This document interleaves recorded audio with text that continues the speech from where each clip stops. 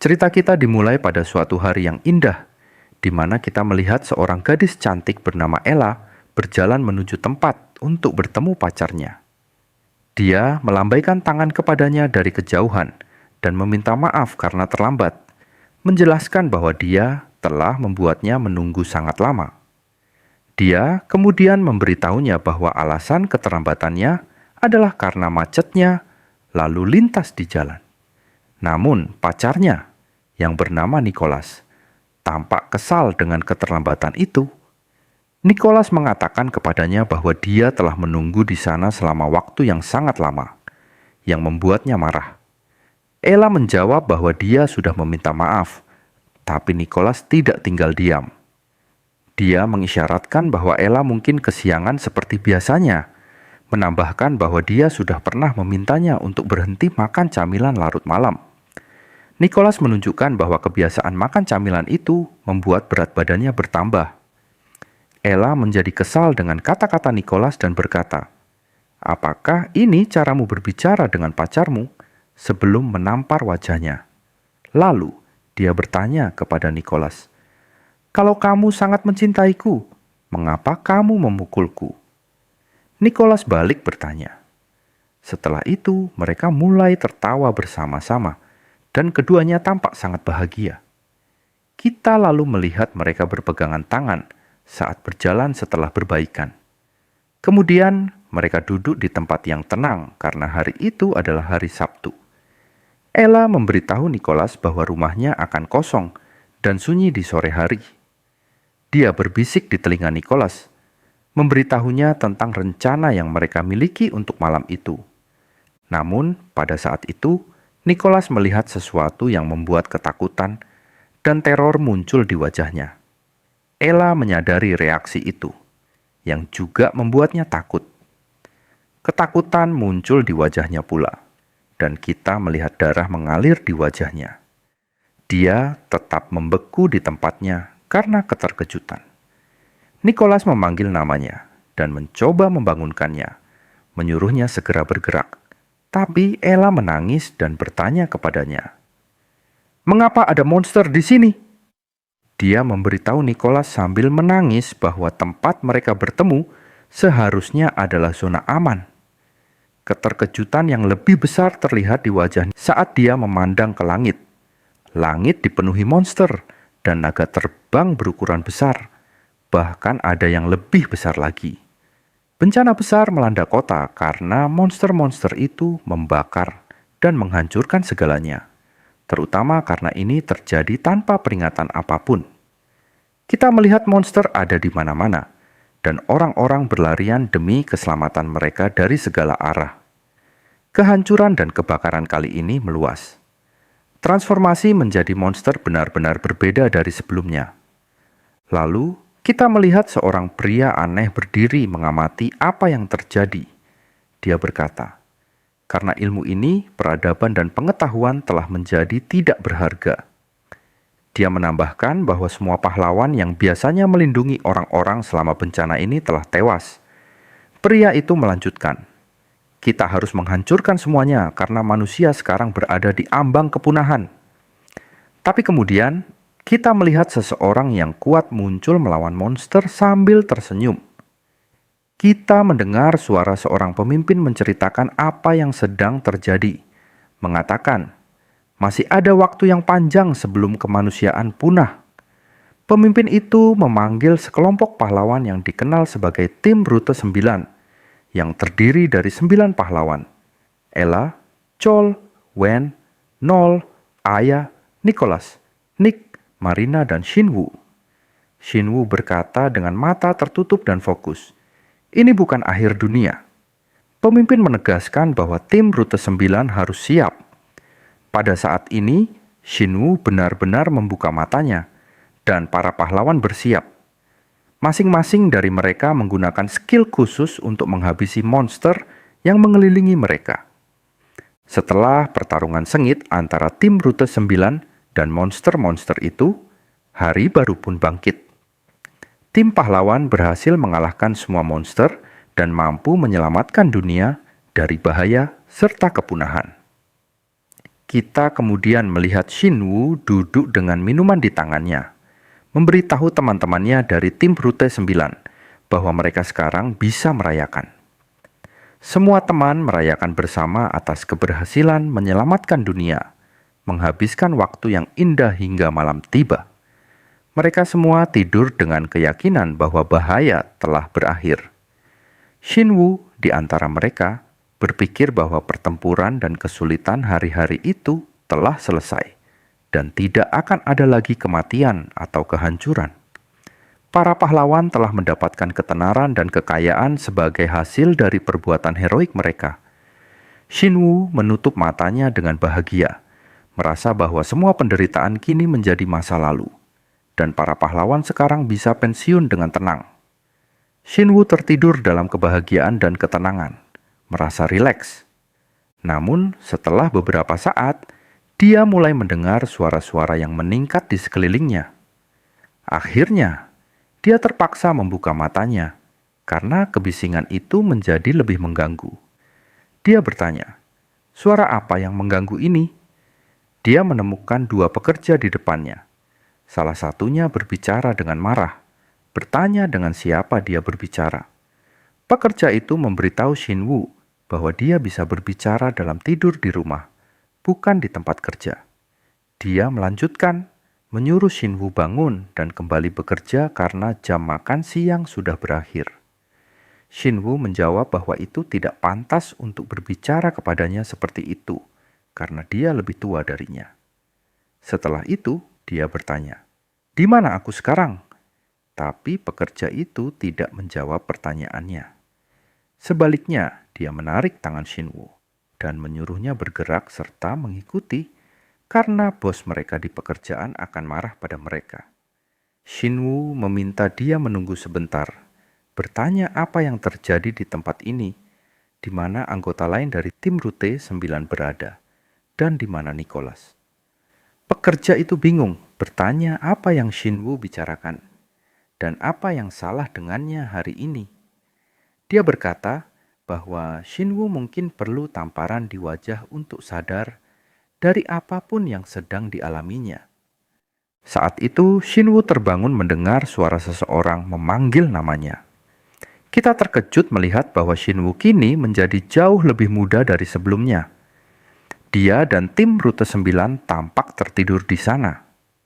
Kita lalu melihat para pekerja di sekitarnya memotong tubuh makhluk besar. Kita mendengar bos mereka berbicara dengan seseorang bernama Kim, menyuruhnya memindahkan barang-barang di depannya dan mengangkut bagian-bagian monster dari sini. Shinwoo berdiri di sana, terkejut, tidak percaya dengan apa yang dilihatnya. Dia melihat orang-orang dengan takjub membawa potongan tubuh monster di depannya. Salah satu pekerja berteriak pada Shinwoo dan menyuruhnya bergerak serta bekerja bersama mereka, atau dia tidak akan menerima upahnya. Pada saat itu, Shinwoo melihat semua yang terjadi di sekitarnya dan mulai memahami situasi. Dia berkata bahwa adegan ini sangat familiar baginya. Pahlawan kita memperkenalkan dirinya, mengatakan bahwa dia adalah Shinwoo, 56 tahun, seorang veteran berpangkat tinggi yang menyelamatkan dunia dari bencana besar. Dia mendapat gelar pahlawan besar dan akan memulai kehidupan sebagai jutawan. Dia juga akan pensiun dan beristirahat setelah kehidupan yang sangat sukses. Dia kemudian melihat sekeliling sekali lagi, mengatakan bahwa dia berpikir begitu. Saat zat dari monster yang dipotong pekerja jatuh ke kepalanya, dia berkata kepada salah satu pekerja yang bekerja di mulut monster itu untuk lebih berhati-hati, karena zat itu mungkin mengandung racun. Shinwoo menjadi sangat marah dengan situasi ini, mengatakan bahwa dia seharusnya sedang merayakan sekarang, minum sebotol sampahnya, senilai lebih dari 100 juta won. Dia tidak mengerti mengapa ini terjadi padanya. Pada saat itu, seseorang memanggil namanya dan memukul kepalanya, meningkatkan kekesalan Shinwoo. Dia bertanya, "Siapa yang memukulku kali ini?" Ketika dia berbalik, dia terkejut melihat orang yang memukulnya. Kita mengetahui bahwa itu adalah bos mereka di kantor, bernama Kim. Shinwoo berkata bahwa Kim adalah buruh kasar yang meninggal sekitar 25 tahun lalu. Namun, Kim memberinya tamparan keras di wajah dan bertanya, "Siapa yang kau bilang sudah mati?" Pertengkaran berlanjut di antara mereka. Kim bertanya padanya bagaimana dia berani berbicara tentang dia seperti itu, mengancam bahwa Shinwoo lah yang akan mati sekarang di tangannya. Shinwoo mencoba melarikan diri dari Kim, tapi dia tidak mengerti bagaimana ini bisa terjadi. Kim menendangnya keras di punggung, membuat ponsel Shinwoo jatuh saat pertarungan. Shinwoo berusaha mengambilnya dengan sedih. Kim berkata kepadanya bahwa ini yang terjadi pada seseorang seperti dia ketika tidak menghormati bosnya. Dia bertanya apakah telepon itu masih utuh dan apakah Shinwoo ingin mati. Mengulang kata-kata itu. Saat itu, Shinwoo terkejut melihat bahwa ponselnya adalah model yang sangat tua. Dia lalu bertanya pada Kim apakah dia tahu tahun berapa mereka berada. Kim terkejut dengan kondisi Shinwoo di depannya. Dia bersimpati, mengatakan bahwa dia merasa kasihan padanya, dan memberitahu Shinwoo bahwa mereka berada di tahun 2020. Kim bertanya apa yang sebenarnya terjadi padanya, tapi Shinwoo tersesat dalam pikirannya. Dia berpikir bahwa ini adalah 32 tahun sebelum waktunya, dan dia mulai mengerti bahwa dia telah kembali ke masa lalu. Ini berarti jendela statusnya juga telah kembali, dan dia kini berada di peringkat F. Kemampuannya masih lemah, dan dia bekerja sebagai buruh di sini. Dia tidak percaya ini adalah kenyataan. Akhirnya, hari kerja berakhir. Kim memberitahu para pekerja untuk membersihkan tempat itu, karena mereka akan pergi. Shinwoo meninggalkan lokasi kerja bersama para pekerja, kesal tentang apa yang terjadi padanya. Dia berpikir bahwa dia sudah terbiasa dengan pekerjaan seperti ini sebelumnya. Tapi, sepertinya pekerjaan padat karya sekarang terasa berbeda dan melelahkan baginya. Dia merasa ingin menangis karena kelelahan. Saat itu, Kim memanggilnya bertanya apakah dia sudah menerima pembayarannya sebelum pergi. Shinwoo menjawab bahwa dia sudah dan berterima kasih padanya. Kim mengatakan kepadanya bahwa hari berikutnya mereka akan bekerja di stasiun sindrom di pintu keluar nomor 2 dan meminta dia untuk tidak terlambat. Tapi ketika Shinwoo mendengar nama tempat kerja untuk hari berikutnya, dia teringat dan berkata bahwa stasiun sindrom sepenuhnya dihancurkan beberapa tahun lalu oleh naga terbang bernama Austron. Kim membalas bahwa apa yang dikatakan Shinwoo adalah kegilaan, dan bahwa tempat itu adalah zona putih, yang berarti aman dan terjamin. Shinwoo segera menjawab bahwa dia tidak bermaksud apa-apa. Kim memberitahunya bahwa dia menjadi sangat bodoh, lalu berjalan pergi.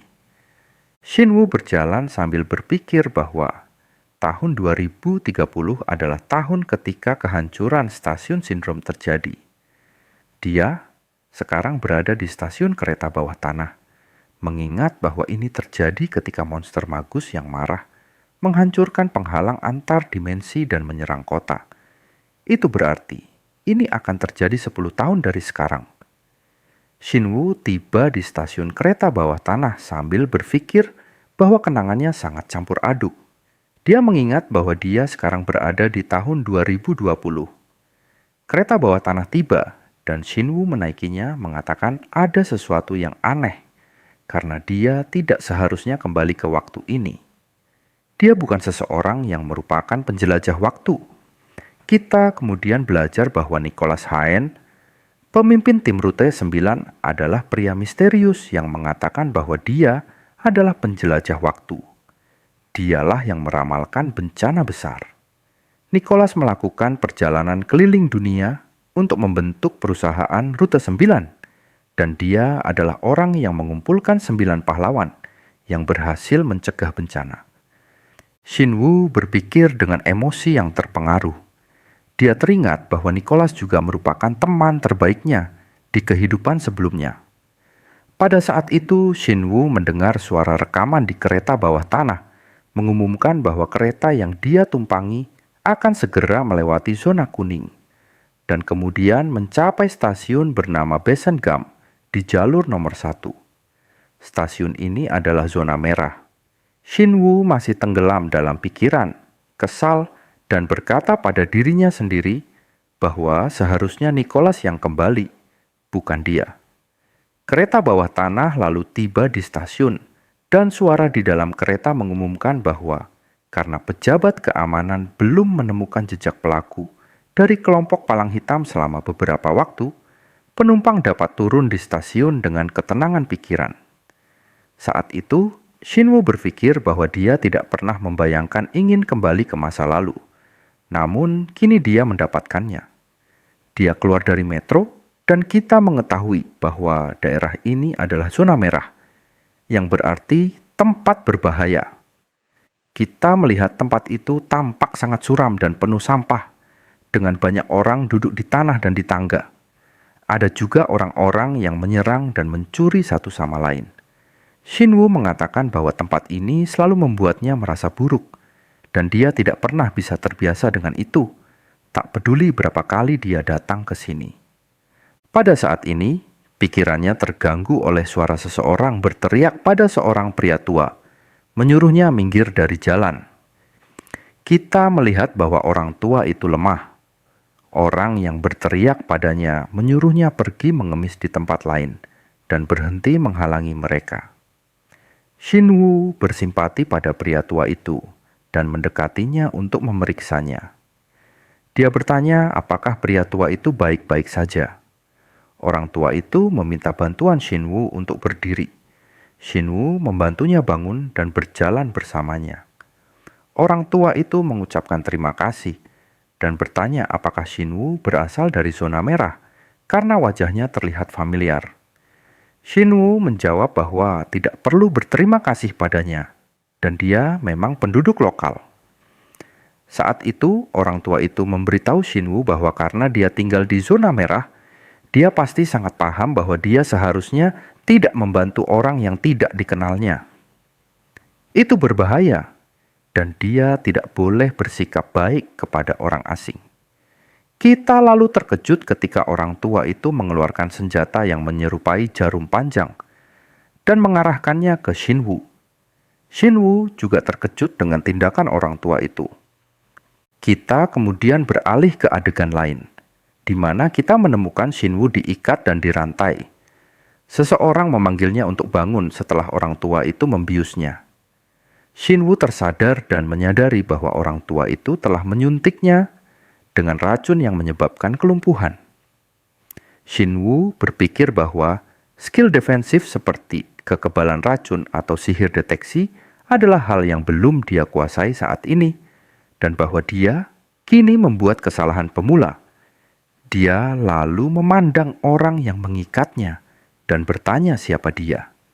Di depannya, kita melihat seorang pria besar dengan apa yang tampak seperti gengnya.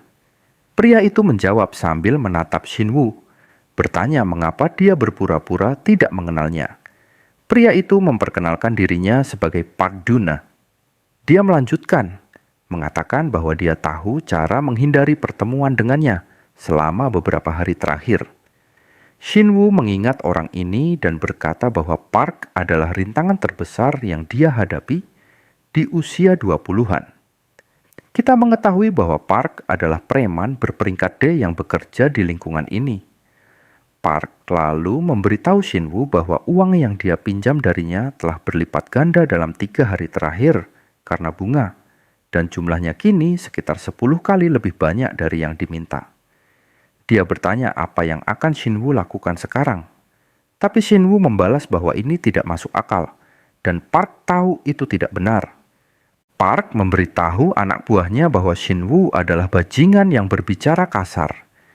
Dia meraih rambut Shinwoo, menjambaknya, dan mengatakan bahwa sudah diketahui bahwa kekuatan peringkat D 2 kali lebih kuat dari peringkat F.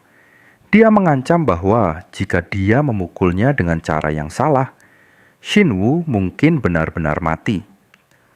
Park melanjutkan bahwa karena Shinwoo berbicara kasar padanya, dia akan menghukumnya atas kata-katanya, dengan pukulan ringan.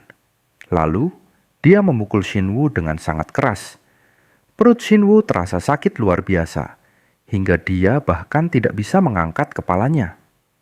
Setelah itu, Park bertanya apakah dia benar-benar bisa mati karena pukulan seperti itu. Salah satu anak buah Park mengatakan bahwa Shinwoo selalu lemah, dan mungkin dia memang sudah mati sekarang. Saat ini, Shinwoo berpikir bahwa di usia 20-an, dia bekerja sepanjang waktu sebagai buruh peringkat F tanpa mengetahui potensi sejatinya. Para preman di lingkungan ini memperlakukannya seperti karung tinju. Dia mendengar Park menggambarkannya sebagai bajingan yang membosankan dan menyuruh anak buahnya untuk segera menyingkirkan tubuhnya, lalu pergi mencuri apapun yang ada di rumahnya. Saat itu, Shinwoo berkata pada dirinya sendiri bahwa kini dia tahu bakat sejatinya. Dia bisa menarik mana dari tubuhnya melalui konsentrasi mental. Shinwoo mulai mencoba fokus. Lalu, sesuatu yang aneh terjadi. Cahaya mulai muncul dari tubuhnya. Salah satu anak buah Park melihatnya dan memberitahu Park bahwa sepertinya Shinwoo masih hidup. Dan cahaya ini adalah mana yang dia kontrol. Park tertawa ketika mengetahui bahwa Shinwoo masih hidup dan mencoba membebaskan diri. Dia mengejek, mengatakan bahwa seorang peringkat F sedang mencoba mengumpulkan. Mana yang tidak penting seolah-olah dia pahlawan, bertanya apakah dia ingin melarikan diri. Park tertawa lebih keras dan memberitahu Shinwoo bahwa mereka tidak sedang berada dalam buku cerita superhero. Tapi kemudian, keterkejutan dan ketakutan muncul di wajah Park ketika cahaya mana yang sangat kuat memancar dari tubuh Shinwoo. Dia memang mampu memutuskan rantai yang mengikatnya. Kini Shinwoo bisa menggunakan kekuatannya, tapi Park dan yang lainnya tidak percaya dengan apa yang mereka lihat di depan mereka. Shinwoo berdiri sambil berpikir bahwa tubuhnya masih muda, dan dia memiliki waktu panjang di depannya.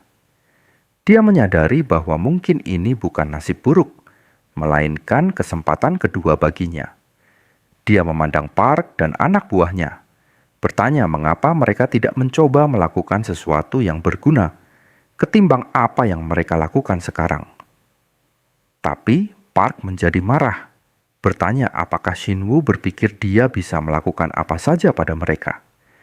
Dia mengatakan bahwa Shinwoo tahu betul bahwa seorang peringkat F tidak bisa mengalahkan pertahanan peringkat D.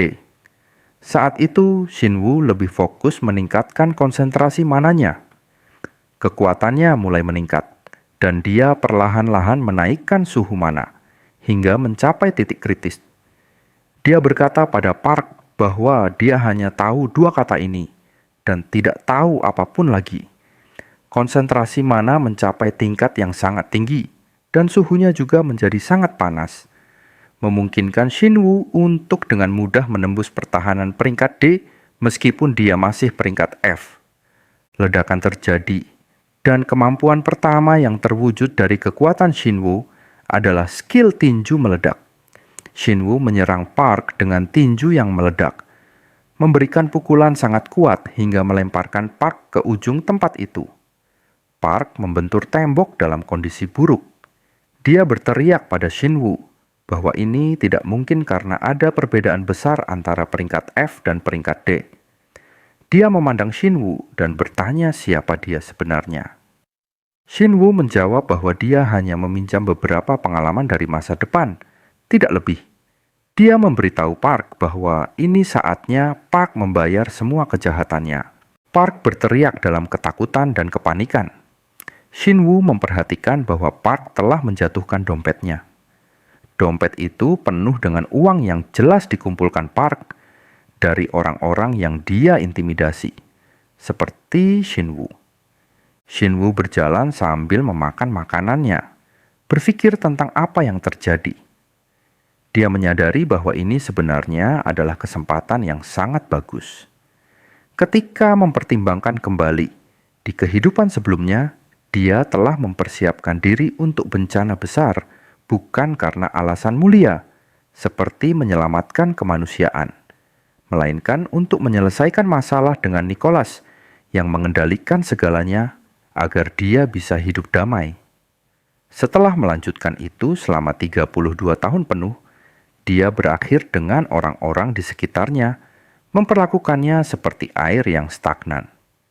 Tapi kali ini, Shinwu memutuskan bahwa dia tidak akan terlibat dalam masalah besar, seperti bencana besar. Seseorang berbakat seperti Nicholas pasti bisa menanganinya sendiri. Yang akan dilakukan Shinwu sekarang adalah menggunakan pengetahuannya tentang masa depan untuk menghasilkan banyak uang. Dia akan membeli resor impiannya dan membangun kastil di sana, tapi tanpa ruang bawah tanah atau apapun yang rumit. Dia tidak perlu menunggu 32 tahun lagi. Dia akan pensiun di usia 20-an. Shinwu terus berpikir sambil berjalan, menyadari bahwa hal pertama yang harus dia lakukan adalah menaikkan peringkatnya. Semakin tinggi peringkatnya, semakin banyak uang yang akan dia hasilkan dari membersihkan ruang bawah tanah tingkat tinggi. Saat Shinwu memikirkan hierarki peringkat pemburu yang terbangun, dia menyadari bahwa sebenarnya tidak ada keadilan dalam hal ini. Sementara beberapa pemburu terbangun sebagai peringkat pertama dan terdaftar sebagai demikian, ada pemburu seperti Shinwu yang diklasifikasikan sebagai peringkat F, peringkat terendah. Dia mengingat bahwa di kehidupan sebelumnya, dia adalah pemburu peringkat F dan bekerja sebagai porter karena dia tidak punya bakat dan tidak tahu apa-apa. Berkat bantuan Nicholas, dia mampu menemukan bakatnya setelah 6 tahun membangkitkan kemampuannya. Dia berhasil bergabung dengan tim kuat yang disebut Rute 9. Setelah mengalami banyak momen di mana dia lebih dekat dengan kematian daripada kehidupan selama 1 dekade penuh, peringkat yang akhirnya dia capai adalah peringkat X. Sekarang, dia bisa mengatakan dengan bangga bahwa dia adalah satu-satunya pemburu yang memanjat hierarki dari bawah ke atas. Dia dikenali sebagai pemburu peringkat 10. Kini adalah waktu untuk membangkitkan bakat sejatinya. Shinwu mulai mengingat apa yang terjadi padanya di kehidupan sebelumnya. Saat itu, dia menyelinap ke ruang bawah tanah untuk mendapatkan uang tambahan. Tetapi, dia segera menyadari bahwa itu ide buruk. Dia ingin menemukan jalan keluar sebelum monster muncul. Tiba-tiba, monster menyerang, dan Shinwu jatuh ke tanah karena serangan mendadak itu. Monster-monster itu berusaha menyingkirkannya. Shinwu tetap kaget dan kagum, berpikir apakah ini cara dia akan mati setelah menghabiskan seluruh hidupnya sebagai pemburu peringkat F yang berusaha mengembangkan diri. Tapi tiba-tiba, monster itu diserang, dan seseorang mampu mengalahkannya. Shinwu terkejut, tidak bisa memahami siapa orang ini dan bagaimana dia sampai di sana. Orang itu adalah Nicholas. Meskipun Shinwu belum mengenalnya saat itu, Nicholas memberitahu Shinwu bahwa dia sangat lemah, hampir dibunuh oleh monster peringkat rendah tanpa menyadari bakat sejatinya. Nicholas menawarkan untuk membawanya bersamanya jika Shinwu benar-benar ingin tahu alasan dia begitu beruntung dan bisa mengembangkan diri hingga mencapai peringkat S atau bahkan lebih tinggi. Shinwu mendengar ini dan terkejut, bertanya kepada Nicholas bagaimana dia mengenalnya dan siapa dia. Nicholas menjawab, memperkenalkan dirinya sebagai Nicholas Haen, pemburu peringkat 10 yang terbangun dari masa depan. Dia mengatakan bahwa dia ingin Kang Shinwu menjadi teman dan sahabatnya. Shinwu semakin terkejut merasa apa yang dikatakan Nicholas sulit dipercaya. Bagaimana bisa dia adalah pemburu dari masa depan, tahu tentang dia, dan membawanya kemana sekarang? Shinwu mencoba menahan diri untuk tidak memberitahu Nicholas bahwa jalan di depan terhalang, tapi Nicholas tidak membutuhkannya menyelesaikan kalimatnya.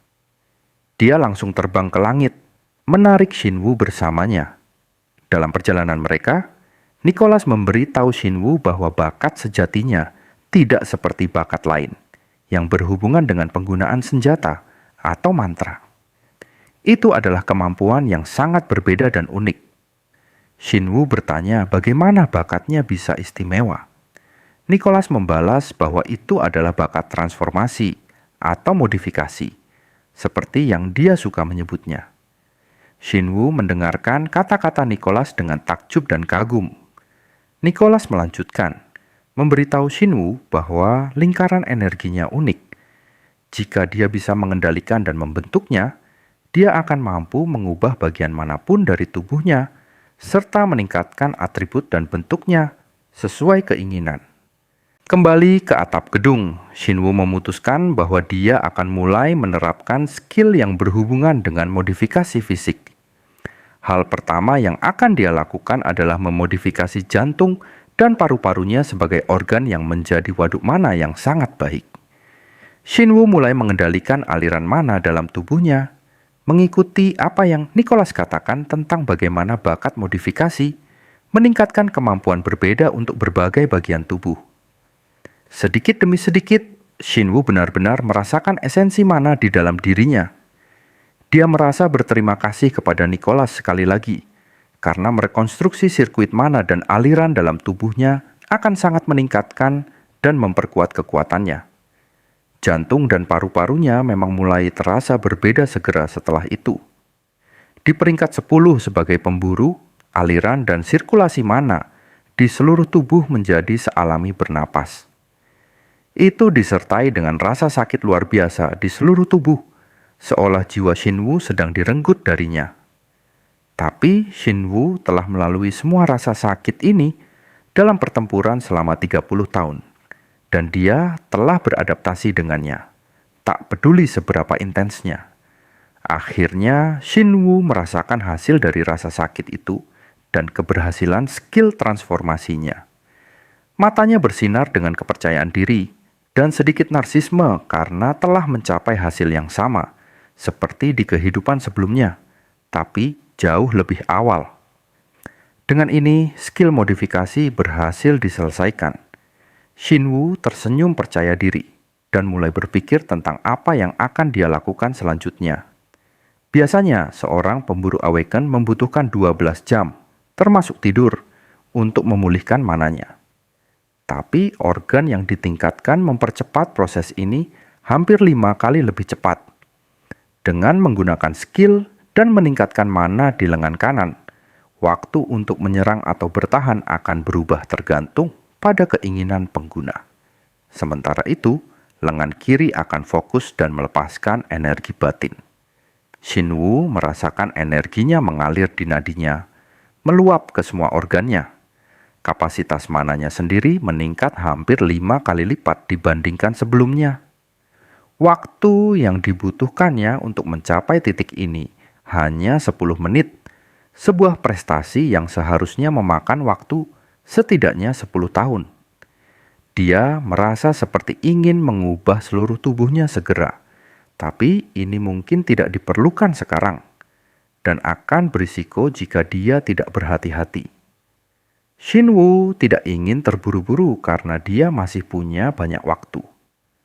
Shinwoo merasakan kegembiraan yang luar biasa saat menggunakan lengan yang telah dimodifikasi. Dia memperhatikan perbedaan kekuatan yang mencolok. Dia melanjutkan memikirkan modifikasi berikutnya dan organ mana yang harus dia kerjakan.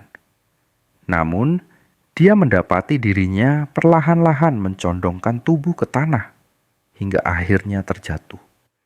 Dia tidak bisa bangkit lagi karena seorang pemburu yang baru saja meninggalkan peringkat F tidak dapat menahan aliran mana secara alami. Jumlah mana yang mengalir di tubuhnya memang bisa menyebabkan dia pingsan. Setelah periode ketidaksadaran, Shinwoo terbangun dengan panik. Dia segera memeriksa dompet dan seluruh bagian tubuhnya. Dia ketakutan, tapi juga bersyukur, menyadari bahwa dia tidak berada di zona merah yang penuh pencurian dan kejahatan. Berkat koma akibat kelebihan mana, energinya telah pulih. Sekarang, dia bisa memulai proses modifikasi kedua. Shinwoo duduk dan memutuskan untuk mencoba 3 modifikasi baru. Dia memfokuskan aliran mana pada matanya, Bola mata yang dimodifikasi dapat mendeteksi aliran mana tersembunyi. Itu juga bertindak sebagai penghalang yang mencegah ilusi dan halusinasi. Dia lalu beralih ke modifikasi berikutnya yang ada di mulutnya.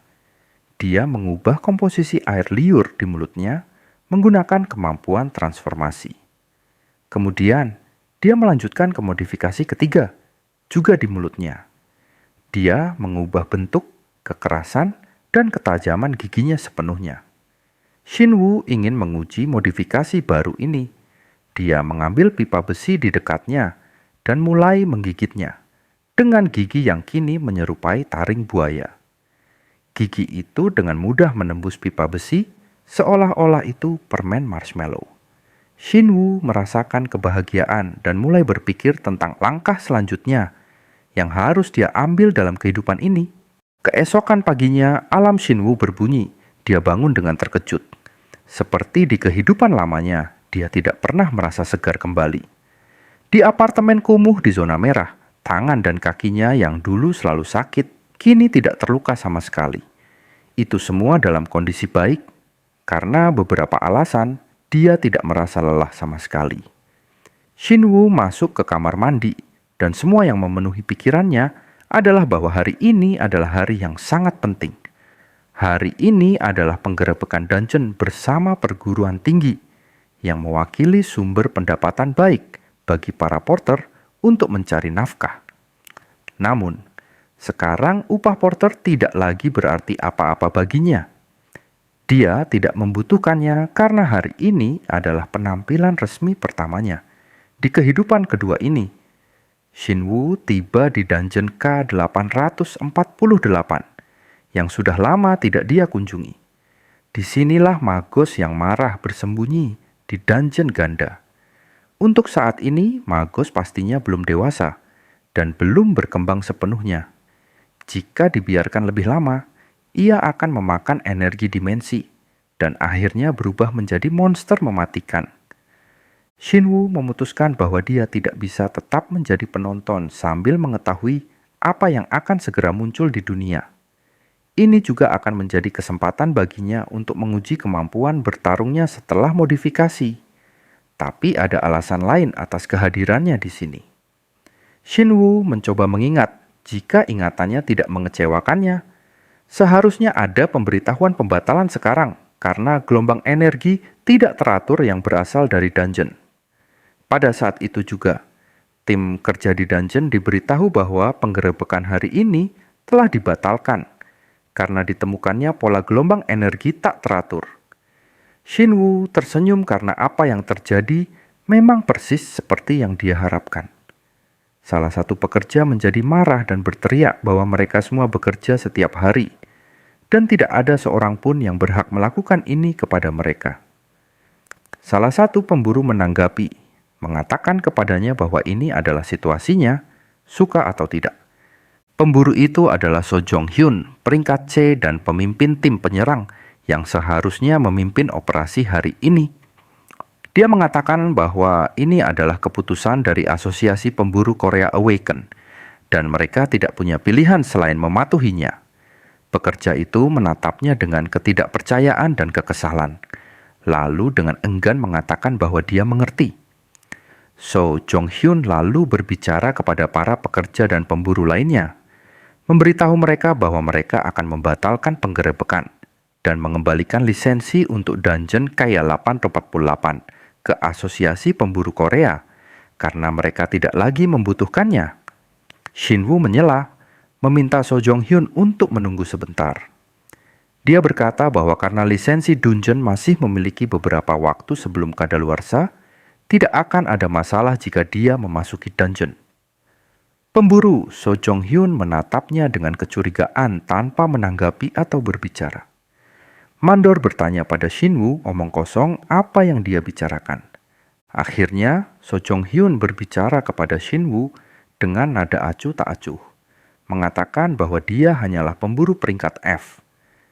Dia menambahkan bahwa terkadang beberapa porter dengan gegabah ingin mencoba peruntungan mereka dengan menjarah dungeon.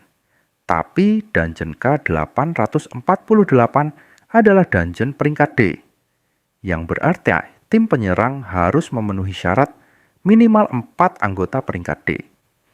Ditambah lagi, energi dimensi saat ini tidak stabil, yang secara signifikan meningkatkan tingkat kesulitan. Dia bertanya pada Shinwoo apakah dia pikir ini hanya permainan atau film, dan apakah dia ingin kehilangan nyawanya dengan mudah dan gegabah. Nada. So Jong-hyun berubah menjadi lebih tajam. Dia bertanya pada Shinwoo apakah dia pikir mereka semua bodoh. Shinwoo membalas bahwa dia tidak bermaksud apa-apa dan hanya penasaran dengan dungeon. Mandor berteriak di wajah Shinwoo, menyuruhnya untuk tidak berbicara kasar kepada tim penyerang. Shinwoo tertawa secara artifisial, mengatakan bahwa mungkin dia melangkah terlalu jauh dan meminta sesuatu yang mustahil bagi seorang porter seperti dia untuk memasuki tempat yang bahkan pemimpin tim penyerang tidak mau masuki. So Jong-hyun kesal dengan kata-kata Shinwoo dan mengatakan bahwa, baiklah, karena kematian misterius porter baru selama serangan biasa terjadi di dungeon. Shinwoo tertawa buatan seperti orang bodoh, berterima kasih kepada So Jong-hyun dengan rasa terima kasih yang palsu. So Jong-hyun menatapnya dengan jijik, tahu betul apa yang akan terjadi pada Shinwoo di dalam. Tapi Shinwoo tidak peduli sama sekali dan melanjutkan perjalanannya.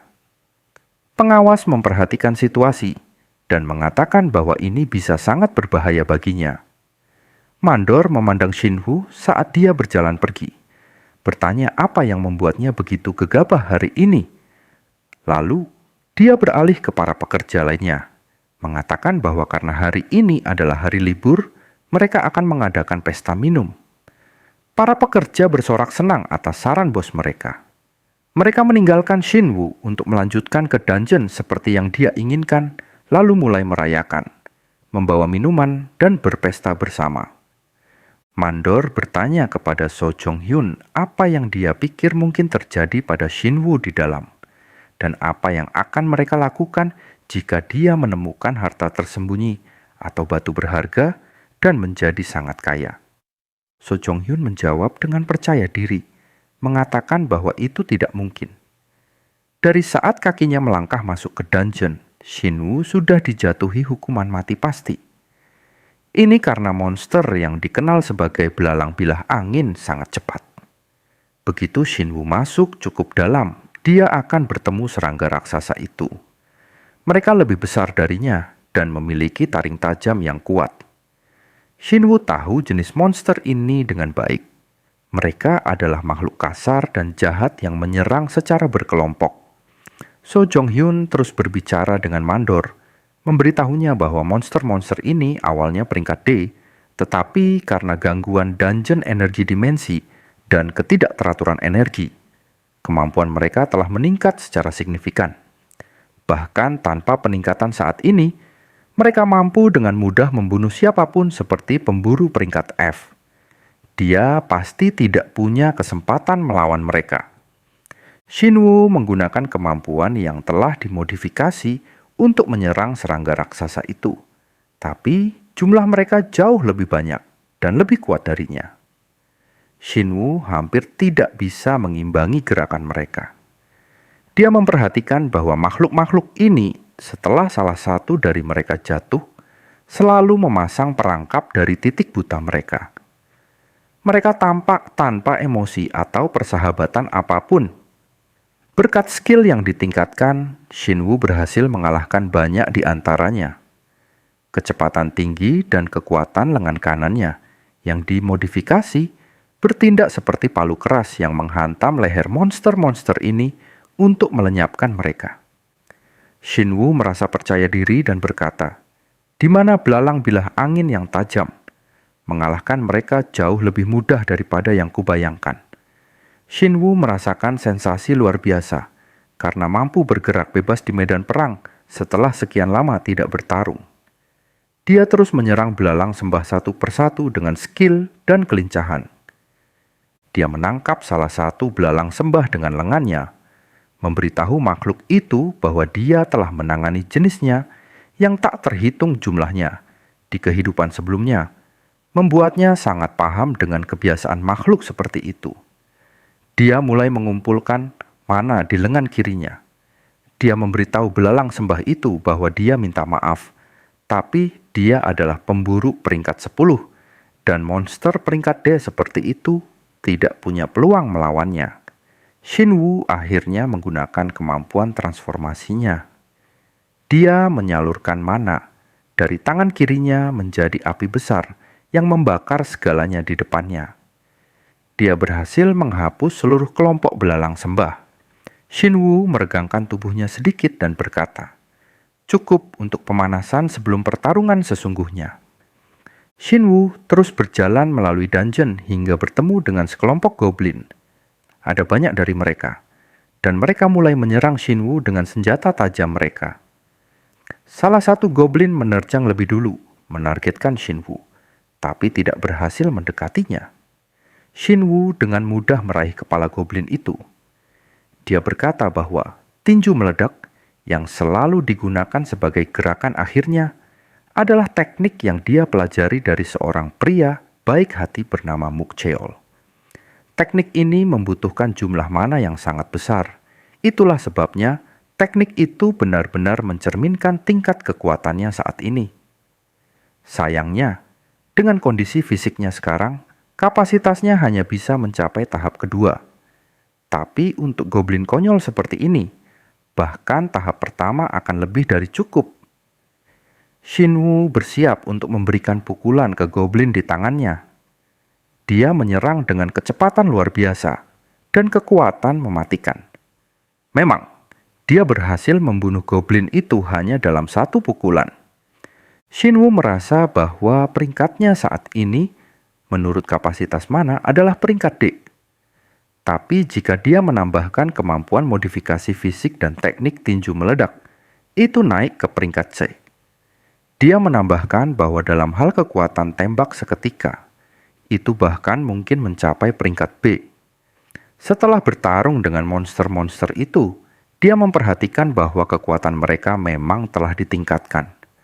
Mereka menjadi lebih ganas dan kuat. Saat dia mulai mengingat kenangan dari kehidupan sebelumnya, dia menyadari bahwa gangguan di dungeon K848 hari ini adalah awal dari bencana besar tahun 2030 yang mengakibatkan kematian banyak individu Awaken dan warga sipil. Itu adalah ulah Magos yang marah, yang telah mencapai puncak perkembangannya di sini. Dungeon K848 adalah dungeon tempat makhluk mengerikan ini bersembunyi, mengumpulkan kekuatan, dan berkembang selama 10 tahun. Shinwu berpikir bahwa meskipun dia percaya asosiasi pemburu Korea tidak mendeteksi sinyal aneh dalam 10 tahun itu, pasti ada alasan logisnya. Shinwu mengambil batu yang ditemukan di lantai dungeon. Dia menggunakan teknik mata yang ditingkatkan untuk mencari lokasi tertentu.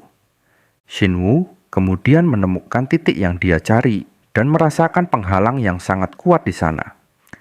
Dia melempar batu dan menemukan bahwa ada tempat tersembunyi yang membenarkan kecurigaannya. Memang ada ruang ganda tersembunyi dengan energi dimensi.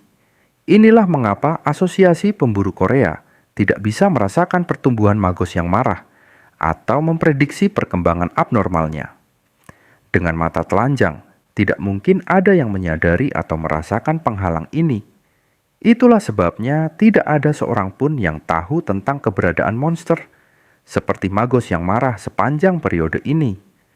Shinwu meningkatkan kekuatan di lengannya dan menggunakannya untuk mendobrak penghalang yang menyembunyikan dungeon monster itu. Sedikit demi sedikit, penghalang mulai bergoyang bersama usaha Shinwu, hingga akhirnya dia berhasil menghancurkannya sepenuhnya. Dia membuka gerbang dan bisa melewati pintu masuk. Ini adalah ruang ganda tersembunyi yang tampak seperti tempat yang memancarkan keanehan dan kengerian mutlak. Shinwu melihat ke belakangnya ketika dia mulai mendengar suara aneh. Dia melihat monster aneh seperti beruang muncul dari kegelapan. Monster itu bergegas menuju Shinwu dengan penuh kemarahan. Ia memiliki banyak mata di kepalanya, yang semuanya melotot marah ke arah Shinwu. Shinwu berkata bahwa dia yakin beruang gila ini adalah pertanda Magos pasti akan muncul. Dia menantang beruang itu, mengatakan bahwa dia ingin menguji keterampilannya. Beruang yang marah mengamuk dan menyerang Shinwu dengan ganas. Shinwu terkejut dengan kecepatan beruang yang mengesankan. Dia mencoba menghindari serangan itu, tapi tidak bisa. Jadi dia memblokirnya, mengatakan bahwa dia mengharapkan kekuatan mentahnya sangat tinggi. Jika dia tidak memperkuat dirinya tepat waktu, itu bisa berbahaya. Tapi beruang itu tidak menyerah pada Shinwu sama sekali. Ia melancarkan serangan kedua yang bahkan lebih ganas dari sebelumnya. Shinwu pertama-tama dipaksa menjauh darinya dengan cepat sambil berpikir bahwa beruang itu sangat cepat, seperti yang dia harapkan, dan naluri tempurnya tidak boleh diremehkan. Dia berdiri tegak di depan beruang itu dan berkata bahwa beruang itu memang kuat. Dia menambahkan bahwa akan lebih baik bagi keduanya untuk berhenti membuang mana sia-sia dan memulai pertempuran sesungguhnya. Shinwu menatap beruang itu dengan penuh tantangan, ingin menyerangnya dengan segala yang dimilikinya. Beruang itu merasa terprovokasi, mengaum marah, dan mulai menyerang Shinwu. Tapi kali ini Shinwu lebih cepat dari beruang dan berhasil bergerak di sekitarnya. Dia menemukan ini sebagai saat yang tepat untuk menggunakan teknik modifikasi air liur, mengubah cairan tubuhnya menjadi zat beracun. Shinwu mulai mengumpulkan air liur di mulutnya, lalu meludahkannya dengan kuat dalam kepadatan tinggi, seperti sinar laser. Air liur beracun itu masuk ke tubuh beruang yang marah. Beruang segera mulai merasakan gejala keracunan, karena air liur berbisa itu mengalir ke seluruh tubuhnya. Shinwu memberitahunya bahwa apa yang baru saja diminumnya adalah salah satu cairan racun tubuh paling berbahaya, yang tidak akan bisa ditahan oleh siapapun untuk waktu lama, bahkan makhluk raksasa seperti itu. Jika dia memanfaatkan kesempatan ini dan bergegas menuju beruang dengan kecepatan tinggi, dia tahu bahwa kulit tebal dan pertahanan otot beruang itu jauh lebih tinggi dari peringkat C. Itulah sebabnya lebih baik menghancurkan atau melemahkannya dari dalam terlebih dahulu, daripada mencoba mengatasinya dari luar. Shinwu menggunakan lengan kanannya yang dimodifikasi untuk memberikan pukulan terakhir ke beruang. Lalu, dia menggunakan teknik transformasinya di tangannya, mengubahnya menjadi pedang. Ini memungkinkan dia untuk menyuntikkan mana yang terbakar. Saat menggunakan tangan kiri yang bertanggung jawab untuk radiasi mana, dia mengubah serangan tinju yang menyala menjadi pedang yang menyala. Memang, dia berhasil membunuh beruang itu, mengirim kepalanya terbang. Tubuh beruang secara bertahap runtuh ke tanah. Karena ukurannya yang besar, jatuhnya menyebabkan suara keras dan kabut tebal di dalam dungeon. Ini adalah yang diharapkan Shinwu untuk dihadapi dari monster peringkat laut. Dia bersyukur kepada Tuhan bahwa dia telah menyelesaikan modifikasi tubuhnya. Jika tidak, dia tidak akan memiliki cukup mana untuk menggunakan tahap kedua tinju meledak. Sesuatu di tanah menarik perhatiannya saat dia berpikir. Shinwu membungkuk untuk mengambilnya dan memeriksanya. Dia menemukan bahwa itu adalah artefak langka, cincin penyembunyian, item peringkat C yang menjamin ketidakterlihatan sementara bagi pemakainya. Shinwu kemudian mengekstrak jantung beruang gila dan memutuskan untuk memakannya, karena itu akan membantunya menghadapi Magos, meningkatkan kekuatannya sekitar 3 kali lipat dalam waktu singkat. Shinwu berpikir bahwa barang ini bisa dijual dengan harga sangat tinggi, dan dia merasa menyesal menggunakannya sekarang. Tapi di saat yang sama, dia tahu dia tidak bisa mengambil resiko menahan energinya. Sementara itu, di luar dungeon, tempat para pemburu berada setelah perayaan, So Jong-hyun bingung saat berbicara dengan salah satu pemburu yang bertanggung jawab dari Asosiasi Pemburu Korea Awaken. Dia mengatakan bahwa tindakan ini adalah kemauan Kang Shinwu sendiri. Mandor menambahkan bahwa jika perlu, dia juga bisa bersaksi bahwa porter peringkat F, Kang Shinwu, bertindak sendiri, dan atas kemauannya sendiri. Anggota asosiasi pemburu menjawab bahwa detektor mana mendeteksi interaksi mana yang berbeda di dalam dungeon. Mereka menduga ini adalah interaksi milik individu Kang Shinwoo. Namun, mereka tidak bisa memahami bagaimana ini terjadi. Ini adalah pendapat Yeon Beol, pemburu laut peringkat A dan kepala tim 7, tim manajemen di cabang Seoul Asosiasi Pemburu Korea Awaken. Dia terus bertanya bagaimana seorang porter peringkat F bisa bertahan dan tetap hidup di dungeon peringkat D, atau lebih tepatnya, dungeon yang kini telah mencapai peringkat C karena perubahan di dalamnya. Mandor menjawab bahwa kata-katanya masuk akal.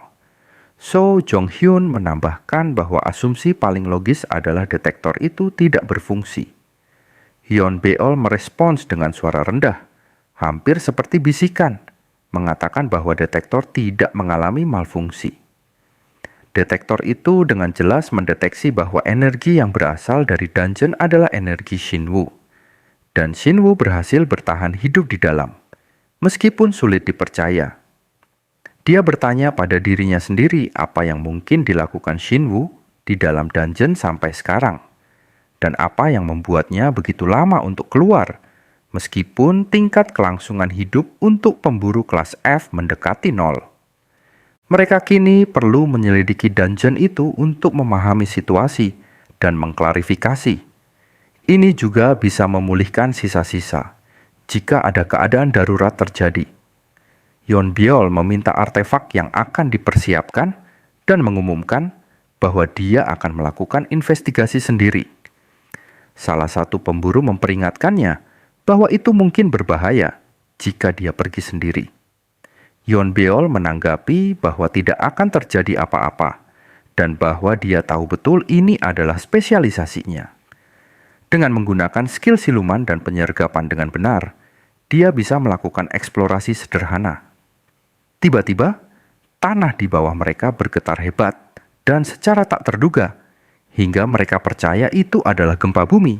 Tapi Yeon Beol meyakinkan mereka bahwa itu bukan gempa bumi atau hal semacam itu. Sebaliknya, itu tampak seperti efek dari pintu keluar dimensi yang sedang dibuat. Dia berpikir ini berarti monster dungeon sudah dikalahkan, sesuatu yang sepenuhnya mustahil baginya untuk percaya. Hingga kemudian, Shinwoo muncul secara dramatis dari dungeon sambil meminta maaf atas kekacauan. Dia mengatakan bahwa magos yang terprovokasi memaksanya untuk bertarung kali ini, membuat semua pemburu dan pekerja yang hadir tercengang. Bahkan Yeon Beol tidak bisa memahami apa yang dia lihat. Sesaat sebelum keluar secara dramatis dan tak terduga, Shinwoo masih memakan jantung beruang gila yang rasanya sangat mengerikan. Shinwoo hampir muntah karena rasa hati yang buruk itu. Tapi dia sudah terbiasa menghadapi situasi sulit dan memutuskan untuk menyelesaikannya sepenuhnya. Setelah akhirnya selesai makan, dia sepenuhnya siap untuk melanjutkan misi dan melenyapkan monster besar di dungeon itu. Shinwoo meletakkan tangannya ke dalam celah di dinding dungeon dan bisa melihat magos yang marah di dalam. Saat memasuki, dia menemukannya berdiri di sana, berukuran besar, melotot marah padanya. Shinwoo memanggil Magos dengan namanya, mengejutkan Magos bahwa Shinwoo bisa berbicara dalam bahasanya. Magos bertanya bagaimana dia tahu cara berbicara seperti itu, dan apakah mereka pernah bertemu sebelumnya, karena dia tidak bisa mengingat pernah melihat manusia seperti Shinwoo. Shinwoo teringat kejadian dari kehidupan sebelumnya dan mengatakan kepada Magos bahwa wajar saja jika dia tidak mengingatnya. Lalu, dia menutup matanya, merasa sakit saat mengingat apa yang terjadi pada kejadian itu. Banyaknya yang meninggal, termasuk teman tersayang Shinwoo yang tidak bisa dia selamatkan. Shinwoo membuka matanya, penuh dengan kebencian mendalam terhadap Magos, dan berkata bahwa dia pikir dia bisa melupakan segalanya. Tapi melihatnya lagi membawa kembali kenangan menyakitkan. Dia menambahkan bahwa dia berhutang banyak pada Magos karena pada hari itu di tahun 2030, Ketika Magos mengamuk dan menghancurkan seluruh kota, dia menyebabkan Shinwu kehilangan teman-teman dan orang-orang yang disayanginya. Magos tertawa jahat dan memberitahu Shinwu bahwa kata-katanya cukup menarik. Dia mengakui bahwa mungkin memang butuh waktu sekitar 10 tahun untuk mencapai bentuk evolusi terakhirnya. Dia sudah berpikir untuk melakukan pembantaian di permukaan untuk membuang manusia yang tidak berguna. Shinwo berteriak padanya untuk diam sepenuhnya, mengatakan bahwa waktu itu kini telah tiba untuk mengadili dia atas semua dosa yang dilakukannya terhadap kemanusiaan. Lalu, Shinwo berteriak lagi, menyuruhnya menerima takdirnya dengan tenang.